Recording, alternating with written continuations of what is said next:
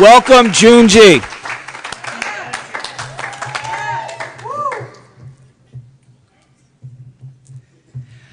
Hi, my name's June. I'm an alcoholic. Hi. I really want to thank Jean for inviting me to be here at your conference, and all of the committee for inviting me. I really love Florida. It's got a very special place in my heart, and that's mostly because of some very special people. And I really want to thank John for coming all the way out here to spend some time with me. John's like a father to me, and I got to come out here in January and help him and Helen celebrate their 60th wedding anniversary in Florida. And Helen wasn't feeling well enough yesterday to come, and I really appreciate her letting John come and him coming. I also really want to thank Carrie. Had the privilege of sponsoring Carrie, and I met her at the International Convention in San Diego when she only had maybe a month or two, just a few months, and we've been able to share a lot of very, very special things, good and bad, over the years. And you know, when I came to the program of Alcoholics Anonymous, there wasn't anybody in my own city that would drive across it to be with me. And the fact that I have two friends like John and Carrie who either flew or drove here to spend some time with me means a lot. I want to welcome those people who are new, and I want to start by saying some of the things that I try to say anytime I'm asked to participate in a meeting of Alcoholics Anonymous. I'm not an expert on Alcoholics Anonymous or on alcoholism or on anything else that I'm certainly going to be sharing about tonight at least. And I'm just a member. And I'm going to stand up here for a while and share with you, as the Big Book suggests that we do, a little bit about what it used to be like, what happened, and what it's like today. But it's really important that I make sure that you know a few things. There was a meeting today that I really enjoyed that was led by Jim about the traditions of Alcoholics Anonymous.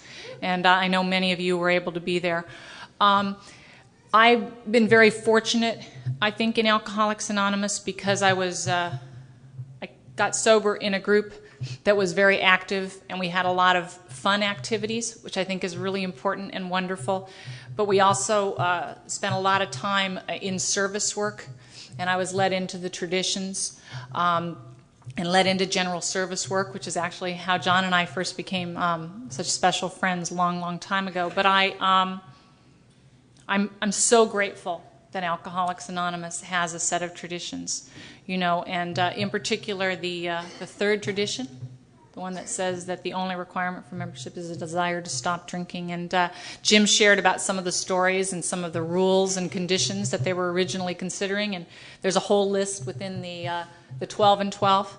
And I've often read that list, and sometimes I've read it in the course of giving a talk, because as I've read that list, I've always known that neither I nor any of my sponsors, and certainly most of my friends, would have ever been allowed into Alcoholics Anonymous if they'd used that list of requirements, you know. So I'm very glad that they kept it simple. But I also want to be sure, particularly if you're new, or if you are just in your early days in Alcoholics Anonymous, because so many people today get here in so many different ways, and I don't really think it matters how you get to Alcoholics Anonymous. It's just important that you get here. But because people do come in different ways, I want to be very clear and make sure that you know that Alcoholics Anonymous is absolutely free. Had Alcoholics Anonymous not been free, I could not have come here. Had Alcoholics Anonymous not remained free, I could not have stayed. I was over 10 years sober in the program of Alcoholics Anonymous before I could put $1 in the basket. And so this is not about money, you know, and that's really important. I want to make sure that anybody who's new, who may have come in through some other kind of a program, knows that. I also want you to know that I'm not paid to come up here and talk, nor is anyone paid who participates in a meeting of Alcoholics Anonymous. And that's important for a number of different reasons. One, because after the meeting, when you're sitting in the coffee shop and you're thinking, they had to pay her for that, So there's, there's always that element. But more importantly, it's because we're all just members in Alcoholics Anonymous, and that's just as high as it goes, I live a life today that I never would have wanted, and I'm a person today that I wouldn't have even liked when I came to Alcoholics Anonymous. And what fascinates me the most about that is that I'm the kind of person that was never happy. I was never happy. I wasn't happy before I started drinking. I wasn't really happy during my drinking. And I certainly wasn't happy when I came to Alcoholics Anonymous. And most of the time today, I'm happy. And so it's just been such a series of paradoxes, the way that my life has unfolded, that it's also taught me that I just have no idea. I just have no idea. I haven't known what was going to work right for me or be happy for me. I certainly don't know what might work or make you happy, as we walk along this path. And I've seen adventures and things happen in people's lives just beyond anything that I could have imagined. And I've seen it happen in mine. I spoke at a meeting, it's been a while now, at 26th and Broadway back in Santa Monica, near where I live. And been 10 years ago now, I'm thinking, I'm not sure exactly, but a while. And this guy came up to me afterwards to thank me for talking, mainly because his sponsor was standing behind him. And he said, I really want to thank you for sharing. And he said, I really liked your talk.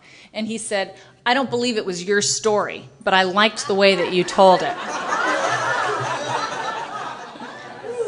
And I've never forgotten that, because I thought, it's only in, I think, a place like Alcoholics Anonymous, when we're new, that we come here and we think, they probably make up stories, sit around, they come for years and years so that they can stand in front of, how could that happen, But the main thing that meant to me was that this was someone who was hearing my story and who couldn't believe that I could have come from where I came from.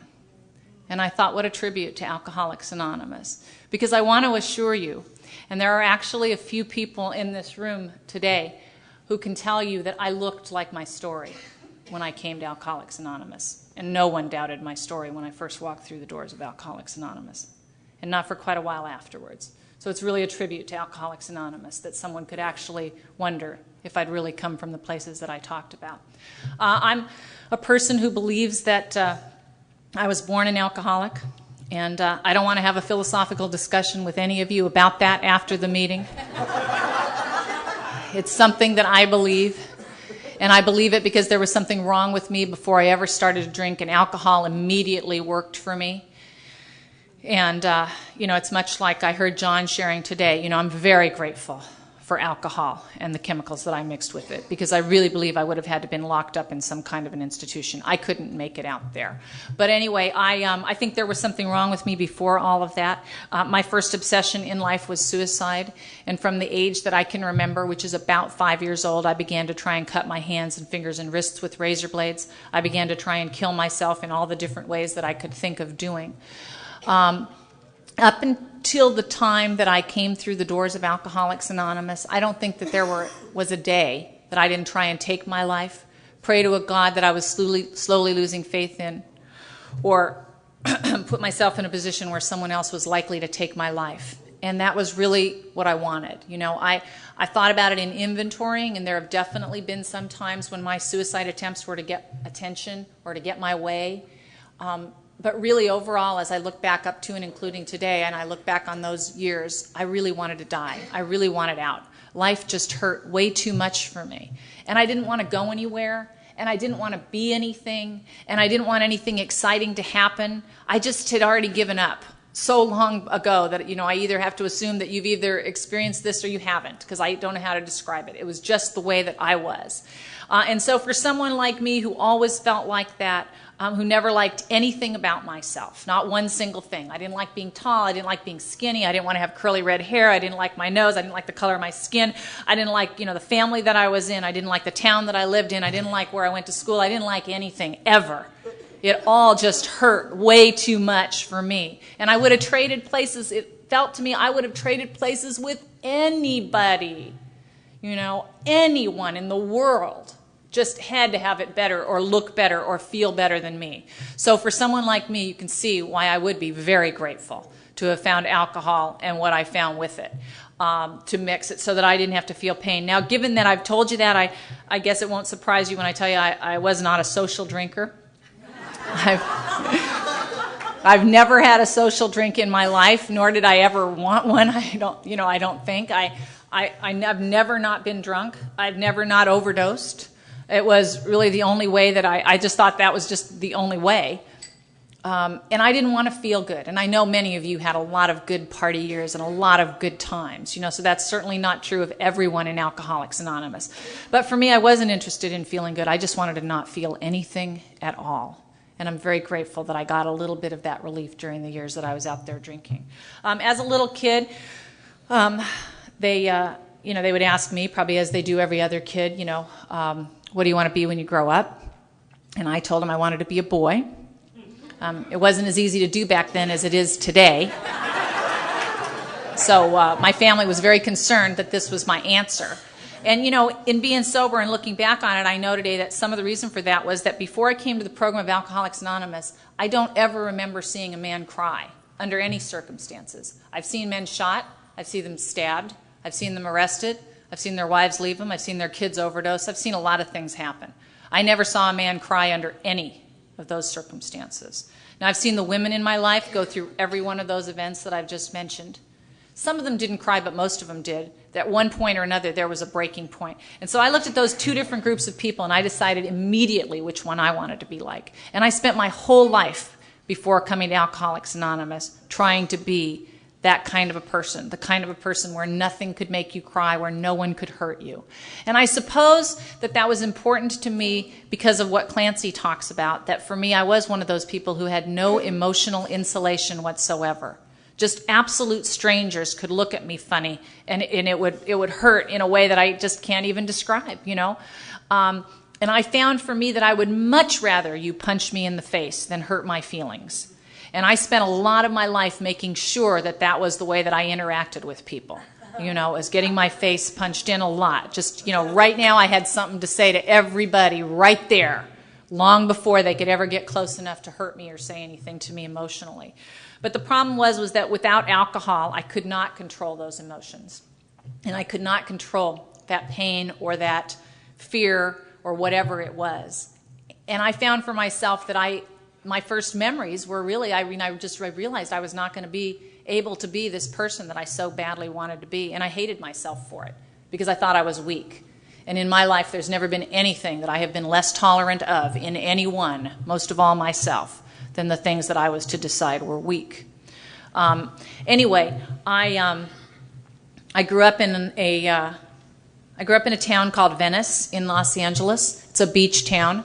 I grew up in an alcoholic home. There was a lot of violence in my home. There was a lot of broken promises in my home. There were a lot of the same kind of things that go on in a lot of other alcoholic homes. I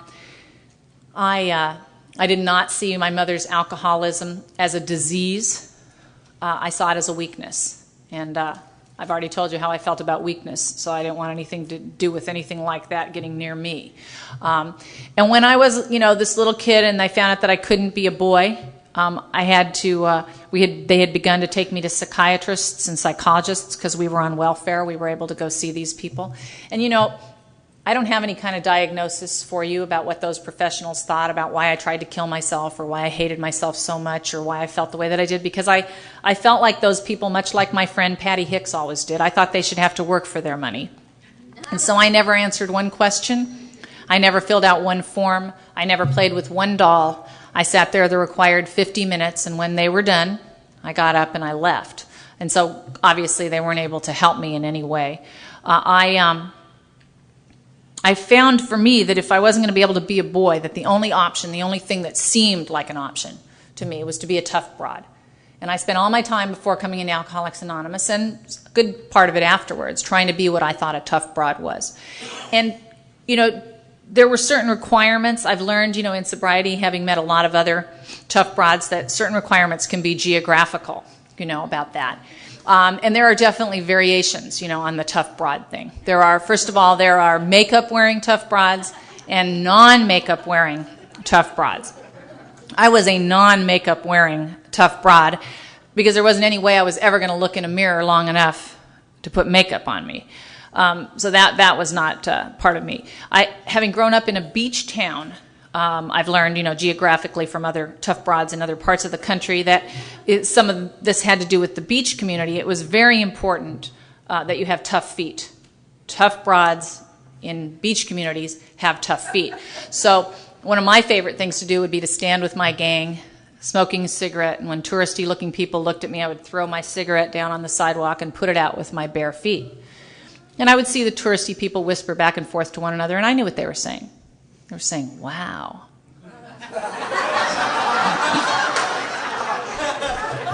That is one tough broad.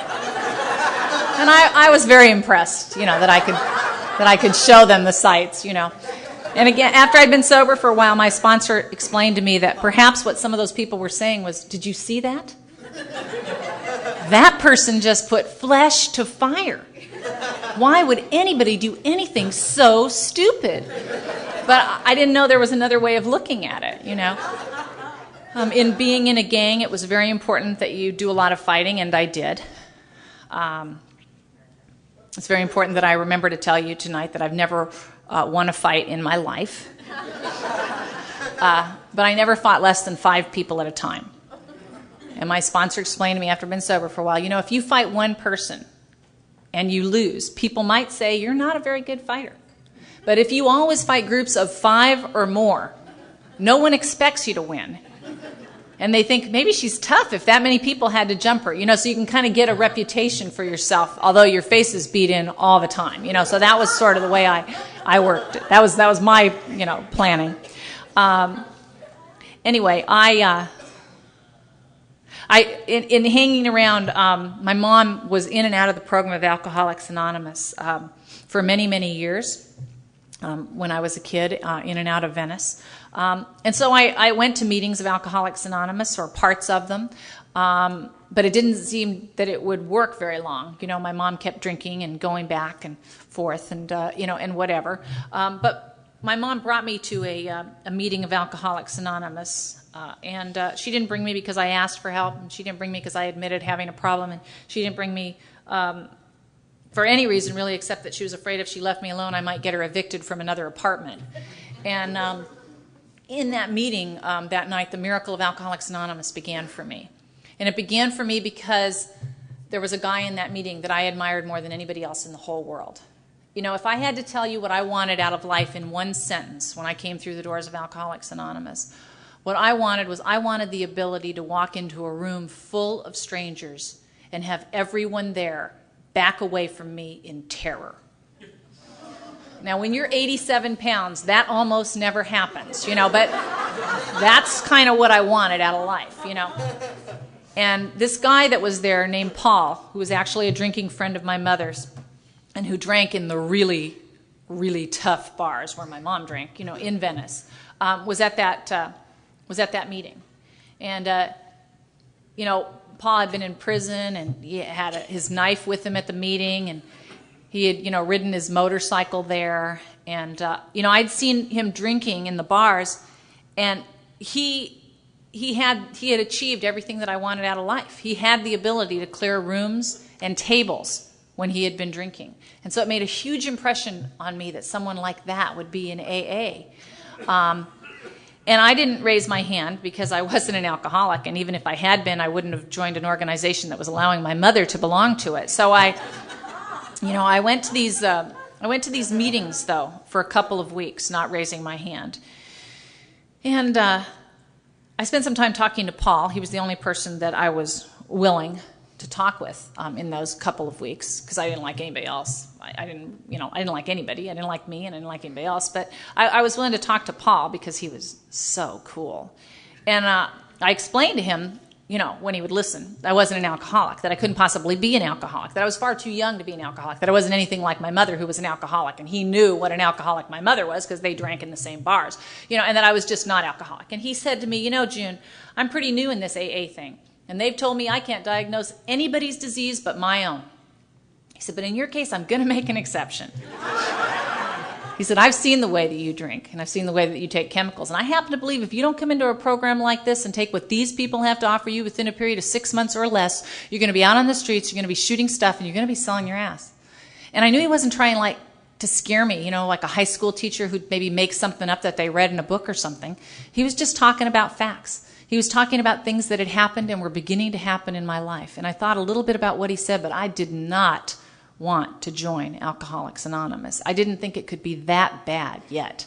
And yet in that 2-week period of time, absolutely every alternative but Alcoholics Anonymous was removed from my life. By the time I got to the program of Alcoholics Anonymous, the only person that I hated more than my mother was myself.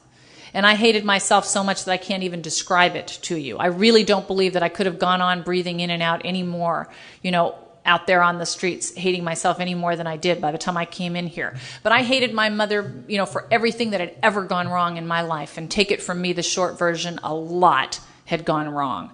And I was very angry, and I was filled with hatred and hostility, and I was violent, and I used to attack my mother. And other than fighting back, she didn't really do that much about it, except for now she was sober. And she didn't think she had to be attacked anymore. And she asked me to leave her apartment, and I did. The rest of my family had not spoken to me in a couple of years, and I was not able to call or go by, and I didn't bother. I had been in a lot of foster homes. I had been thrown out of all of them or taken out of them. I wasn't allowed to go back to any of those. I tried to get into some drug rehab and alcohol recovery homes that were in the LA area at that time. There were not that many, but there were some. None of them would take me, some because of my age and some just because of my attitude. I tried to get into a program back then that most of you may not remember, but it was a program called Synanon. And they were absolutely desperate for membership at the time, and they wouldn't take me either. So it was starting to look pretty bad. And then I thought, well, you know what? Who cares? Who cares about these programs and, these families and, all of that? Because none of that really matters. If you're a tough broad, the only thing that counts, the only thing that's important, the only thing that matters is your gang. And then one day as I walked down an alley, all 5 members of my own gang beat me up. And I found myself sitting in a meeting of Alcoholics Anonymous. And I was 87 pounds, and I had a black eye, and I had a swollen lip, and I had no shoes, wouldn't have worn shoes if I'd had them. I had no place to live, I had no family, I had no money, and I raised my hand in a meeting of Alcoholics Anonymous. And, you could see where it was kind of simple. It wasn't like, would you like to go to Hawaii or join AA? It was a much clearer, kind of a thing. I know today that when I raised my hand in that meetings, I know that there were people there who did not know about the traditions of Alcoholics Anonymous. Once again, the third tradition. And the reason I know that they did not know that about that tradition is because some of these people in that meeting who had known my mother from being in and out of the program and who knew who I was, knew how old I was. And they came over to me after the meeting and they told me I was too young to be an alcoholic. And they told me they didn't want a kid sitting in their meeting while they talked about serious things. And they told me if I came back, they'd get together and ask me to leave. And I didn't know that Alcoholics Anonymous had a set of traditions at that time. I just figured AA didn't want me either. And that was okay with me, because I didn't want me either. And I hadn't for a long, long time. And I fell back on my number one answer, the answer I'd been using since I was 5 years old. Went over to a friend of my mother's house. I went into her bathroom, which is the first place I went at anyone's house I ever went into. And I found enough of the kind of pills to kill myself, and I took enough of them to do it one more time. And then that day, before I passed out, I went to a noon meeting of Alcoholics Anonymous. Now, I don't know about the meetings here in Tampa, but in West Los Angeles, where I got sober, they almost never called on people to share who were laying in the meeting, which is all that I was capable of. But they did call on me, and they recognized that I needed to be in a hospital, and that was where I came to. Paul took me to that hospital, and I came to with the doctor explaining to me that the pills I had taken were to slow down my heart, and they gave me medication to make me throw up or whatever they did. And he told me that had I been there 5 or 10 minutes later, I would have been in a coma that they probably couldn't have brought me out of. And I really can't tell you why that overdose was any different than all the other overdoses that I'd inflicted upon myself. It just was. Because since that time, one day at a time, I haven't taken anything that affects me from the neck up. That's how I personally define sobriety. I've done that one day at a time. The 13th of July of last year, I celebrated 30 continuous years of sobriety in the program of Alcoholics Anonymous.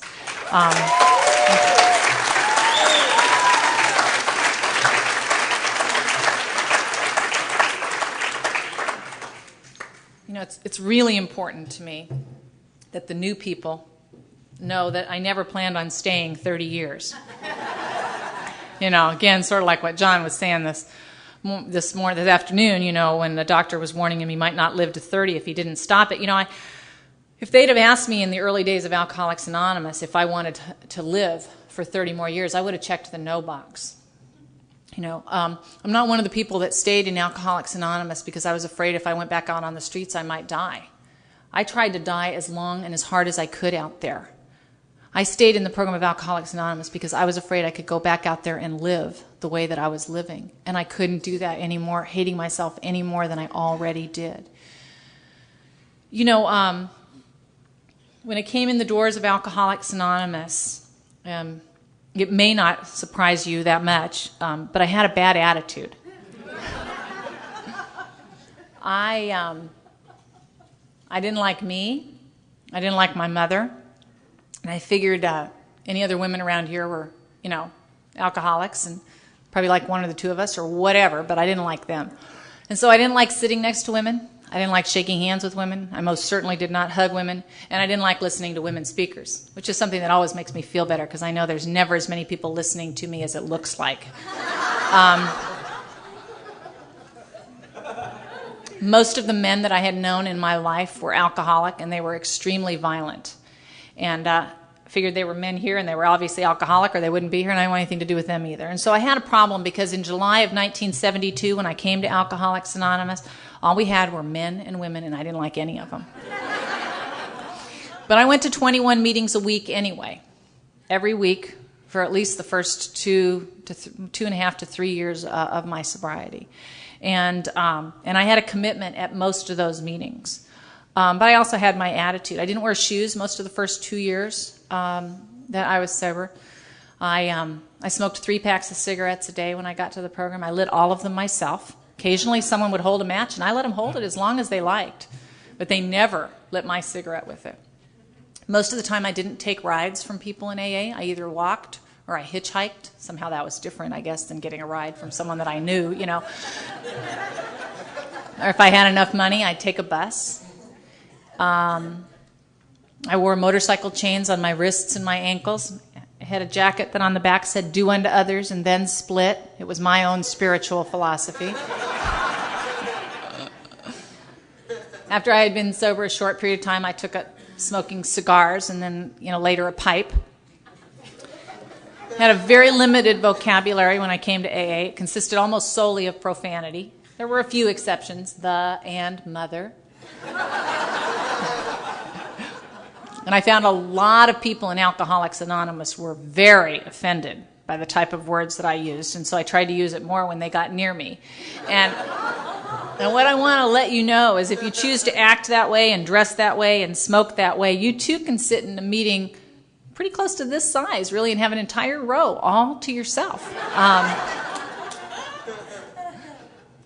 Just to give you an idea, my home group today is the Thursday night Brentwood workshop. And when I was 19 years sober, the steering committee asked me to be secretary of my home group. And after one of the first meetings, that I had chaired, one of my first sponsors drove out from the valley. And he came up to me after the podium when I was signing the court cards, and he said, "I heard a rumor in the valley that they made you secretary of this meeting, and I had to come and see if it was true." Because really, in my early years of sobriety, no one thought that I was going to be secretary of anything, They didn't even think I was going to keep coming back, really, but I did. And I'm very grateful to the old-timers who tolerated me and the way that I was when I came to Alcoholics Anonymous. I can remember one of my commitments was at the Tuesday night Westwood 2+2 meeting. I was the greeter. I would stand there barefoot with my cigars and motorcycle jacket and chains, welcoming the newcomers as they came to AA. I'd shake hands with them, and as they'd walk by, I'd hear their sponsors whisper, "If you keep drinking, you can end up like that." When I got to the program of Alcoholics Anonymous, people were guessing my age at 37. And I was 13 at the time. And I'll tell you, I just celebrated my birthday just a couple weeks ago. I'm 44. And I feel at least 1,000 years younger than I did when I walked through the doors of Alcoholics Anonymous. I was so old. when I came to AA. And I was old for so long here. I don't know when it's going to catch back up with me, that I'll feel that way again. I don't know. But I didn't think that feeling would ever go away. I got very active, and my home group at the time was the Monday Night Venice group. And it was, a great meeting. And as I said, we did a lot of service work, and we learned about loners and, general service and the traditions. And we traveled around, and we took groups, and we went all over. And, we went to meetings all over. And I was just so lucky, But, I really didn't think, it wasn't exactly that I didn't think AA would work for me. I just wasn't sure it would work the way it worked for these other people that I heard sharing. But there was so much hope here in Alcoholics Anonymous. And the people who were here, the old timers, they had so much, so much hope and so much to share that I really thought that maybe if I went to these meetings for years and years, not that I'd ever, want to be who I was or look at myself, and feel beautiful or, walk on the sunny side of the street like some of them. I didn't think that could happen. But there was enough hope here that I did believe that someday if I went walking down a street and I happened to glance in one of those storefront windows and see myself looking back, maybe I wouldn't feel like throwing up at what I saw looking back. And that was enough hope to keep me coming to meetings of Alcoholics Anonymous. The feelings of self-hatred that I had for myself, they did not go away when I took my 30-day chip or, really for quite a long time. I wish I had a more hopeful message, I don't think that it's true for everyone that it takes that long. And I think that some of it did have to do, with self-obsession. And I heard someone not that long ago at my home group, and they were saying that, an egomaniac, because I never really identified with that. I think, I never thought that well of myself. I wasn't an egomaniac. I never thought I was better than anybody or, anything else. But they were saying, an egomaniac is really, it's not necessarily someone who thinks well of themselves. It's not even someone who thinks often of themselves. It's simply someone who thinks only of themselves, I thought, well, that would definitely be me,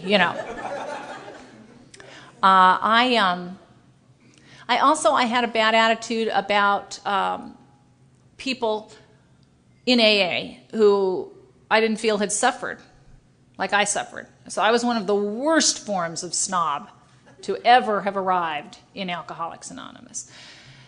Because I had a lot of judgments, I had a lot of things. Like if you had a mother and a father, you didn't come from where I came from, and you'd had an easy life. That was my feeling. If you had a car, we didn't have a car. It was like I could cross everybody off my list for, as far as the pain quotient.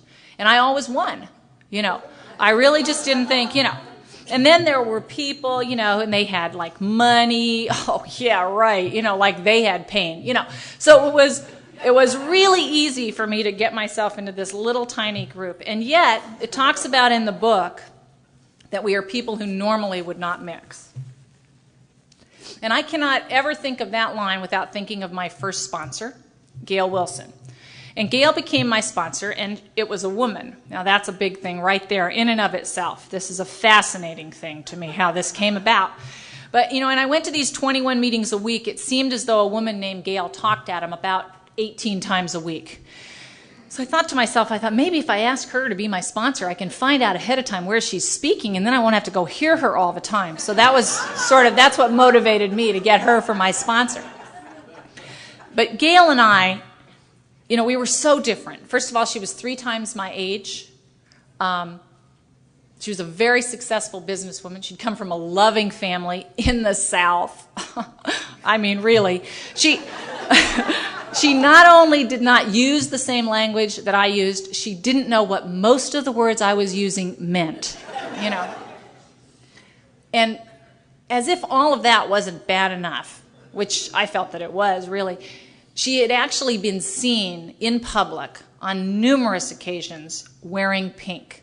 Okay, something that I did not even sit in a row if someone was wearing pink for at least 10 years. We did not get anywhere near the pink thing. So And, you know, I would see Gail, and her home group at the time was the Thursday night Brentwood group, which I hated. I had to go because it was her home group, but I hated that meeting, the one that I became secretary of 19 years later. But anyway, and I would see Gail at the meeting, and she would say, now, June, don't sit next to me at the meeting tonight. She said, I can't take the cigar smoke. And then I'd turn to walk away, and she'd say, and not only that, please don't tell anyone that I am your sponsor. And, you know, that was fine with me because, you know, I didn't want anybody to know I was hanging out with someone as lame as she was. You know, we'd sort of meet secretly, you know, after meetings and talk about AA. Anyway, I can remember, you know, the first time I talked at my home group, the Monday Night Venice group, I was asked to give a 20-minute talk. I think I was about 9 months or a year sober. And when I finished talking, the secretary came over to me after the meeting, and he said, if I'd wanted to hear your mother's story, I would have asked her to talk, you know. And I was still so wrapped up in what my mom had did, and then she did this to me, and then she did this, and then they did this, and, you know, that whole thing. And so it's really been a very slow process for me of going ahead and seeing, you know, how these steps apply to my life, you know. And it's just been fascinating. You know, I came here, I have a 7th grade education. I was not able to read any longer. I had known how to read, but I could not read. I shouldn't say it exactly that way. I could read words, but I could not hold all the words in one sentence and have them make sense at the end of reading the sentence. I had a very difficult time reading the literature in AA or reading anything. You know, my brain just would not work that well. And I didn't know if it was ever going to get any better, you know, and I just didn't know. But I just kept coming to meetings anyway, and I just kept keeping my commitments and staying active, you know. And, you know, we were talking a little bit about, you know, I had the privilege of getting to go to the international convention in Denver, and I was about 3 years sober. And I stayed on an old-timer's floor in her hotel room, and I got to stay with Marion Chapman. And I went out there and... you know, when I was there, I ended up running into a group of 43 people who were there from New Zealand. And I spent that whole weekend with all these people from New Zealand. And, you know, when I got sober, I had run away once from Venice in my life, and I'd made it to Culver City, which is 6 miles east, you know, of Venice. That was about as far as I had gone in my life. Anyway, and, you know, and here I was, I'm in Denver, and I'm hanging out with these people from New Zealand. And I was thinking about this just the other day because that was in July. And that year in December, I got 2 Christmas cards from New Zealand. I still wasn't getting Christmas cards from my own family, you know, because there had been a lot of damage there, and it took a really long time to heal it. But I got these Christmas cards, you know, from these people in New Zealand. And... it was just an amazing thing, you know, that people who would normally not mix, you know. When I was a couple years sober, I decided to go to school. At night, I was working I had a lot of jobs, and I had the kind of jobs that you can get with a 7th grade education, and that's what my sponsors told me I was going to continue to have unless I was willing to do some footwork, and I wasn't for a long time. But I went ahead and I took this class.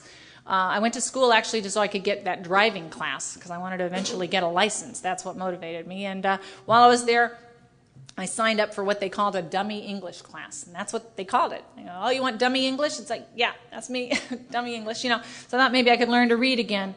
And I signed up for that class. And I finished those first 2 classes. And those 2 classes that I finished, those were the first things that I had ever shown up for and finished in my life, and I had learned that in Alcoholics Anonymous. I had learned how to show up and stay and finish something. And I finished those classes, and I decided to take a couple other classes, and I kept taking some other classes. And a few years later, they called me into the school, and they told me that I'd completed all the requirements for what they called an AA degree. And I thought that was a nice name for a degree. You know, I never wanted a college degree. That wasn't on my list, you know, but I was really amazed, you know, that I had finished all those requirements. And I did graduate from the city college, and I went ahead and I did some other footwork, and I was accepted to some colleges, and I chose one, and I went ahead and I continued at college, and I continued to work full-time. and or multiple jobs, in order to do that, and continue to show up, and stayed active in general service and in my home group. And I ended up graduating a few years later from college, and I'd come up with this dream along the way, and so I went ahead and I did the footwork for this dream that I had, and I got a telegram. Oh my goodness, let's see. I think it's been almost 20 years ago now, telling me that I'd been chosen as one of 300 out of 3,000 applicants to go to law school. And I'll tell you, I had always planned on spending a lot of time in court, but never on that side of the table, And I was able to go on and go to law school and to show up. And I was very scared, and it was very, very hard, and it was hard intellectually, but that wasn't the hardest part. It was still, I still had a lot of spiritual lessons, and I'm very, very grateful. I think I learned a lot of really good spiritual lessons there, because it was there that I really began to see that I was one of God's kids.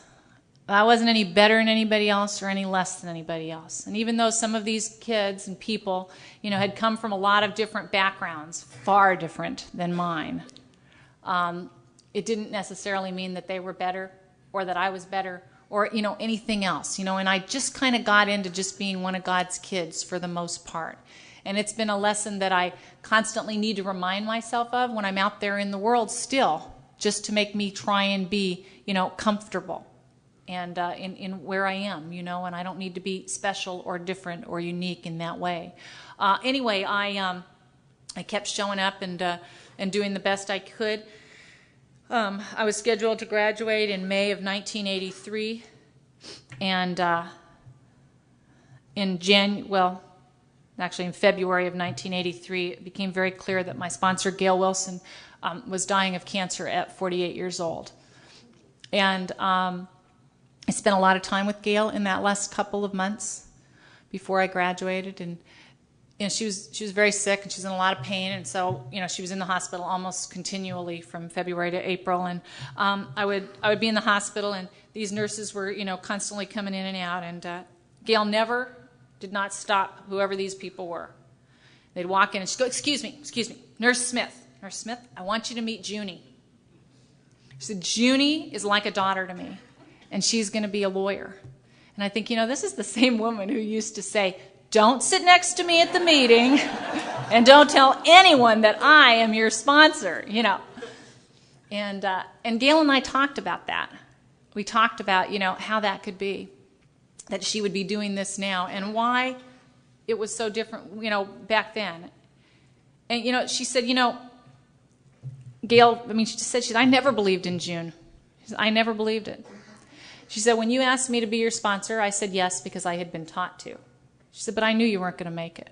She said, I knew with your background and your attitude, you were going absolutely nowhere. And she said, I just was amazed that you hung around as long as you did. She said, in those early years. But she said, I never really thought you were going to make it. She said, and I remember you called me one day and you said, hey, Gail, I'm going to take a class over at the city college. She said, I knew you'd never finish. You hadn't finished anything. You hadn't held a job for, more than a week in a row. You couldn't do anything other than your AA commitments. And she said, but I didn't say anything. And she said, and then I remember you took a few more classes, and then you called me up and you said, hey, Gail, I think I want to be a lawyer. She said, I had to force myself not to laugh out loud. She said, I knew you couldn't do that. She said, that was 8 years of school, She said, it just couldn't happen. She said, but I didn't say anything. And we talked about why she hadn't said anything.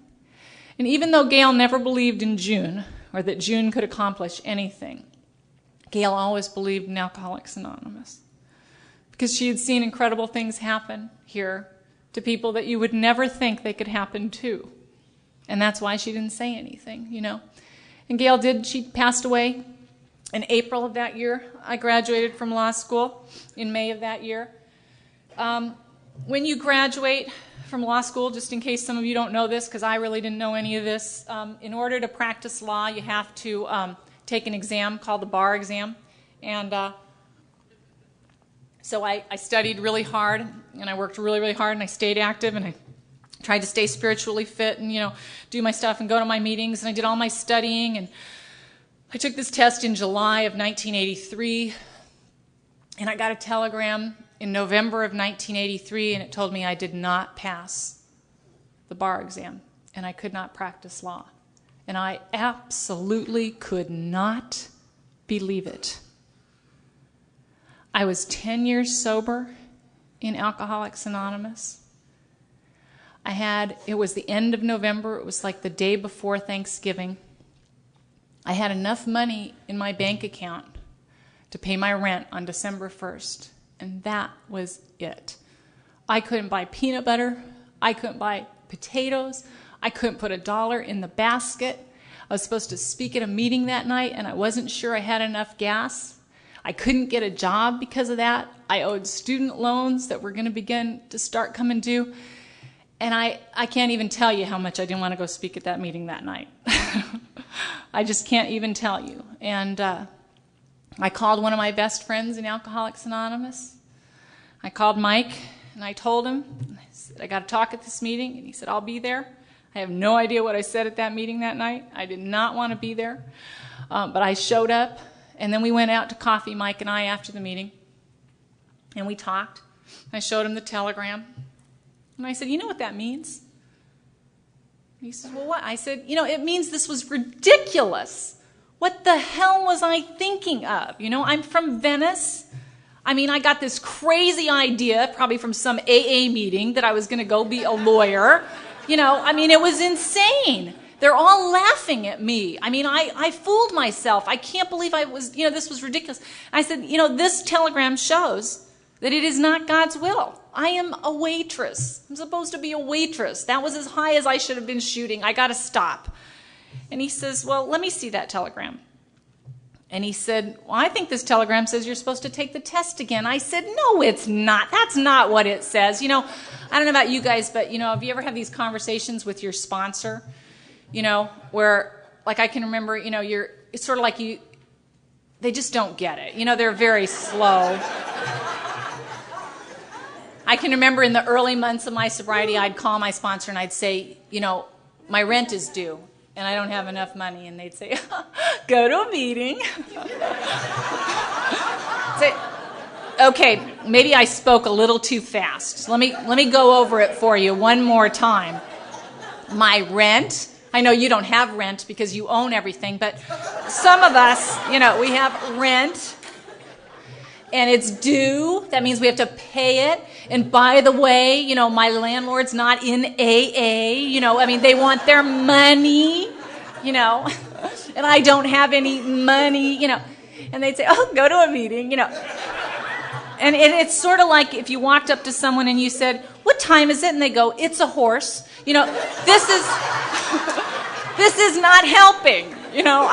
I'm just not getting it. And it was that kind of a conversation, that I had with Mike. He said, I think you're supposed to take the test again. I said, Mike, I owe all this money. I have no money. I can't even, I can only pay my rent. And I owe all these student loans. And he goes, well, why don't you borrow more? Well, all right, So I went ahead and I signed up to take the test again. I borrowed some more money and to take it. And, right around then I got just thought of this, I got a 12-step call from central office. I went and picked this woman up. We went to a meeting. She was kind of drunky-poo when we went to the meeting, how that can happen. But after the meeting, by the time the meeting was over, she was kind of sobered up. And we went back to my place, my apartment, where I'd paid the last month of rent that I had, And we were sitting there, and she was crying, and she said, I don't have a job. And I said, I don't either.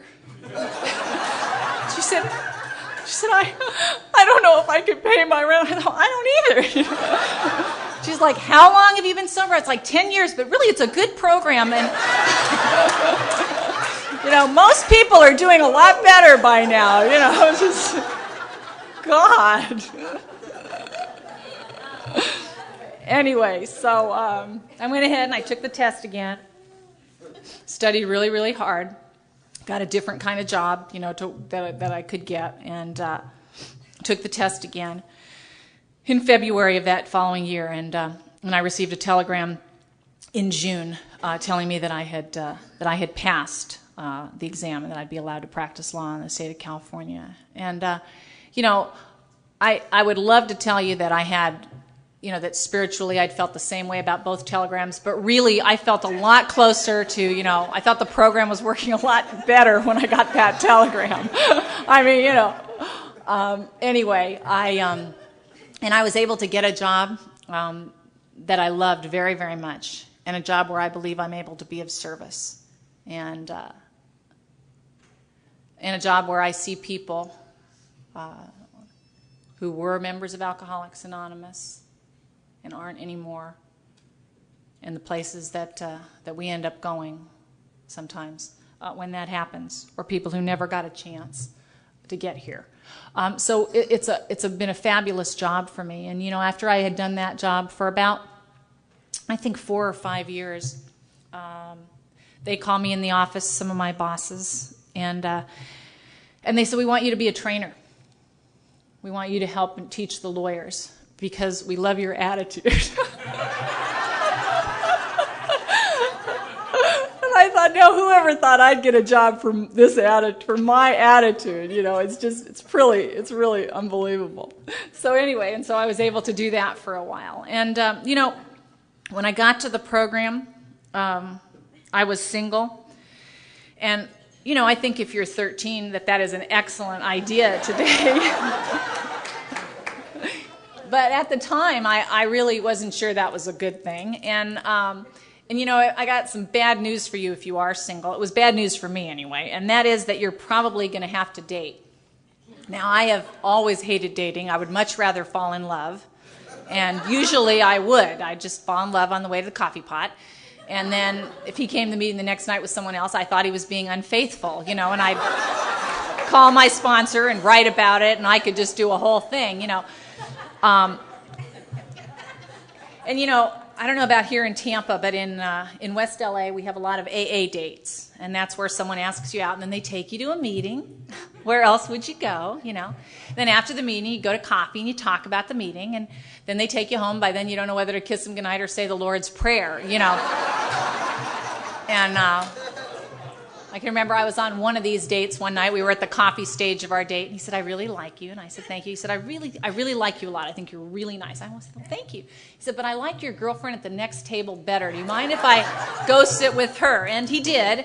And I went home and I thought things through, which is one of those times where my sponsors have taught me over the years that I have never yet had a problem that has been as bad as my solution for it. But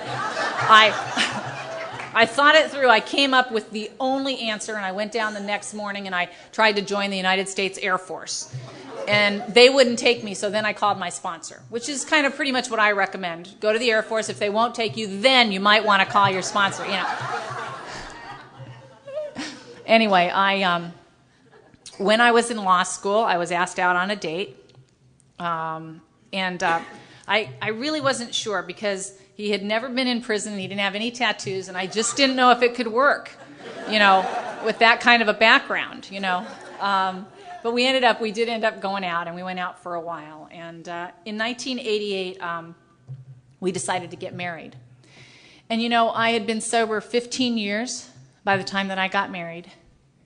And when I got married, I wore shoes, by the way, just in case anybody was wondering. And I spent quite a few hours picking out the right ones, too. But when I got married, every member of my family either drove or bought an airline ticket or did something in order to be there. And one of the members of my family, my uncle, gave me away at that wedding.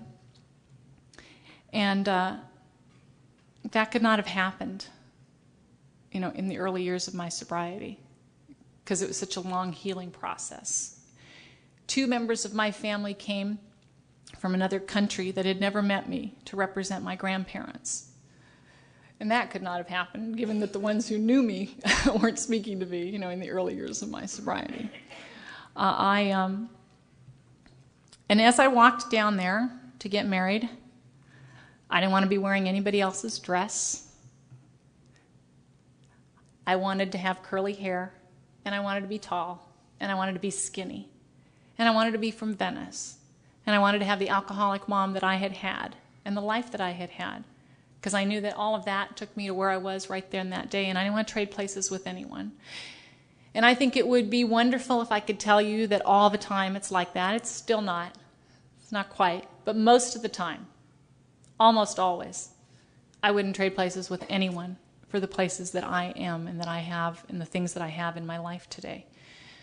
You know, I was thinking all of a sudden, in the first 30 days that I was sober, I got to hear Sybil Corwin talk at that 2+2 meeting.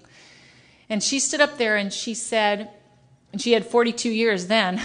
I think 32. Sorry, she had 32 years at that when I had 30 days. She had 32 years. She's the first woman sober west of the Mississippi. She was standing up there and she said, you know, my life is wonderful. I have a fabulous life. I'm happy. I love everything about my life. And she said, and if I could give it to you, I wouldn't. And I thought, God, what's wrong with her? You know, that was sort of a trick ending. I thought, I mean, if she could, you know, I mean, I just don't, you know, I can understand she can't, but if she could, I mean, does she know how much trouble I'm having? You know, I barely made it back to her talk because I was thinking of me, but anyway. And she said, you know, I wouldn't, because I wouldn't rob you of the journey, you know, and it really is. It's so amazing, you know, this journey that we have. And that doesn't mean that there aren't bumps and hills and volcanoes, you know, all kinds of things, you know, along our journeys. When we after we had been married for a while, we thought we'd like to have a baby. By the time I got to the program of Alcoholics Anonymous in that first year or two that I was sober, I was in the hospital many times. I didn't have insurance, but I was hospitalized for a number of hemorrhaging problems and very serious problems. And from the time that I was 15 on, the doctors told me I needed a hysterectomy. But I didn't have insurance, and no one would do one anyway because I was too young. But they said I had just done so much damage to my body that there wasn't just any way they were going to be able to fix anything. And so I didn't think that I would ever be able to have a child, but I did get pregnant, and I had a little girl after I'd had a couple of miscarriages. But I had a little girl, and in 1991. And about 6 months later, when I had gone to the doctor, because I had a very bad case of the flu, she explained to me that I was pregnant again. And they call those Irish twins, they told me. And I had another little daughter named Jessica. And I had another miscarriage after that, but later I had another little daughter named Casey. And I have these 3 little girls, you know, and I really, when I first found out I was having a girl, I was terrified. Because, I mean, I didn't even want to be a girl till I was like 30, you know. I thought, you know, I don't know ribbons, you know, the makeup, I don't know, you know, I never figured out whether I had the heart-shaped face. I mean, I just don't know that stuff, you know.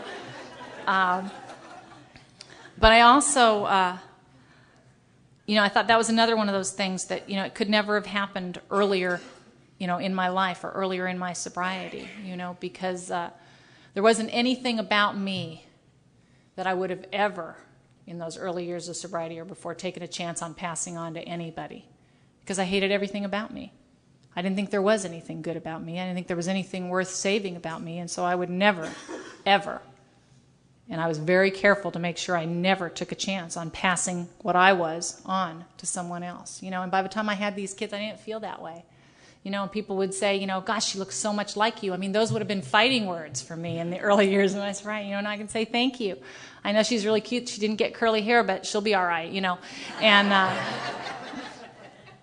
going to tell you a couple little stories about my kids, and I'm going to sit down. When we were having our third child, we needed to move, and we were going to get a little bit bigger house. But at this house, I had never had a house before, and we had this house, and the house was cute, you know, it was a nice little house, but it had a tree. I'm a tree person. I don't know exactly why, but, you know, maybe it's the Irish in me, you know, the land. But I had this tree, and it was a 45-year-old tree in my backyard, and I just loved this tree. And so we were moving, and so I was having to move from my tree, and I was outside by the tree one day, and I was kind of crying because I was leaving my tree. And my little 4-year-old daughter said, "Mommy, why are you crying?" And I said, because I'm really sad. I really love this tree, and we're not going to have this tree. We don't have any tree, it's my tree. And she said, maybe it's time for another family to have a turn to have a tree, And you think, gosh, I should probably ask her to be my sponsor, I never thought of that, oh, all right, But it's my tree. But anyway. I read different kinds of spiritual literature. I really like stories. I'm just sort of a story person. It works better for me. I can't remember people's names very well, but, if you tell me they had the Doberman that drank vodka, I'll usually remember. That's sort of how I am. So I read these little, spiritual literature things, and sometimes they're little stories. I read this one story in the morning, and I can't even tell you exactly, where I got it from. But anyway, some little meditation book. And it was a story about Gandhi. And Gandhi was with a group, and he had just given some kind of talk, I think. And he was traveling by train to someplace else. And as he was traveling, they were running late. And so they had to run to catch this train. I mean, the train was literally moving. And they had to jump on the train. And as he jumped on the train, one of his shoes came off and fell. And so as soon as he got up on the train, he took off his other shoe and he threw it out there. And one of his followers said, "Why did you do that?" And he said, "Because if a person came along and they found one shoe, it would be of no value to them. But at least this way, if they came along, they would find a pair, and maybe someone could put them to use."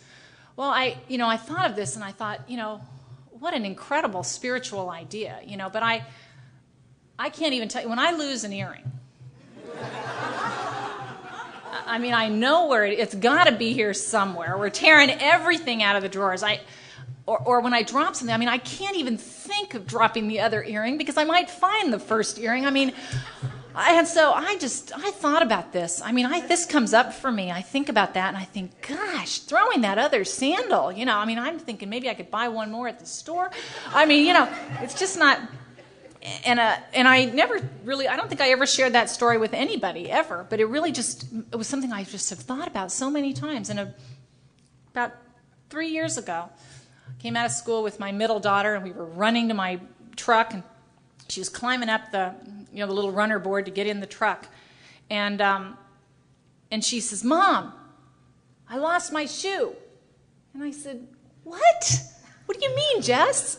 And I came around and I looked, and sure enough, we're right by a gutter. And her shoe had come off, it had just fallen off, and it had fallen in the gutter. I mean, you couldn't see it. It was like way down there. You couldn't even see it.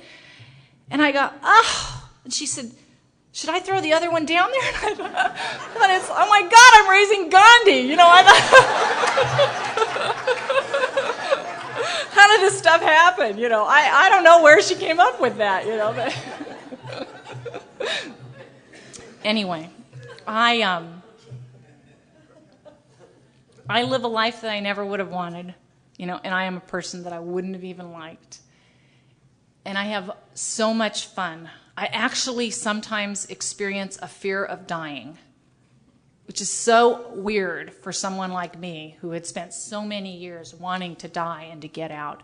There's so many things that I want to see and that I want to do, and people I want to meet and spend time with, And I don't know how that happened. I came to Alcoholics Anonymous.